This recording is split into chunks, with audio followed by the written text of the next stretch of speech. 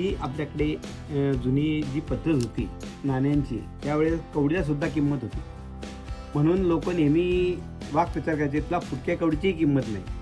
परंतु त्यावेळेस 3 फुटक्या कवड्या जर असल्या आपल्याकडे, त्या दुकानात त्या चालायच्या, त्याच्या आपल्याला वस्तू मिळायच्या. 3 फुटक्या कवड्याच्या बरोबर 1 कवडी होती. 10 कवड्या जर असल्या तर त्याच्याबरोबर आपल्याकडे 1 दमडी आणि 2 दमड्या जर आपल्याकडे असल्या तर त्याचा 1 ढेला होता. 2 ढेले जर आपल्याकडे असतील तर त्याचे 1 पैसा होता.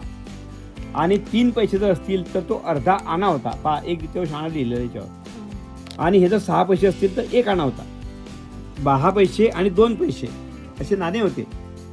भारत सरकारच्या स्वातंत्र्यानंतर, आपल्या स्वातंत्र्यपूर्व आणि स्वातंत्र्यानंतर असे दोन्ही प्रकारचे नाणे आहेत. यामध्ये 2 आणे, हे 4 आणे, हे 8 आणे आणि हा रुपयापासून दशमान पद्धती आपली सुरू झाली.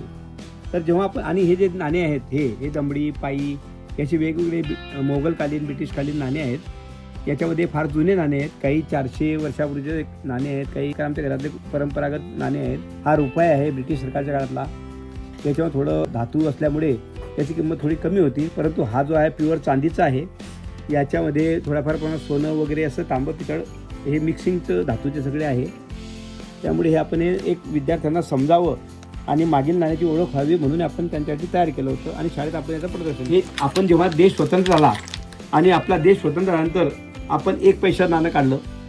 1 पैसा, 2 पैसे, 3 पैसे, 5 पैसे, 6 पैसे, नंतर 10 पैसे, मग 4 आणे, अशा विविध प्रकारे आपण हे नाण्यांचा संग्रह केलेला आहे. यामध्ये व्हेरिएशन आहे, कारण सरकारने जेव्हा जेव्हा नाणे बदलवण्याचा प्रयत्न केला त्यातलेही काही बदल नाण्यांचा आपण केलेला आहे. परंतु हे 20 रुपयापर्यंत आपले नाणे आहेत. आता चालू काळामध्ये जे काढलेले आहेत हे सुद्धा 20 रुपयापर्यंत आपल्याकडे नाणे आहेत.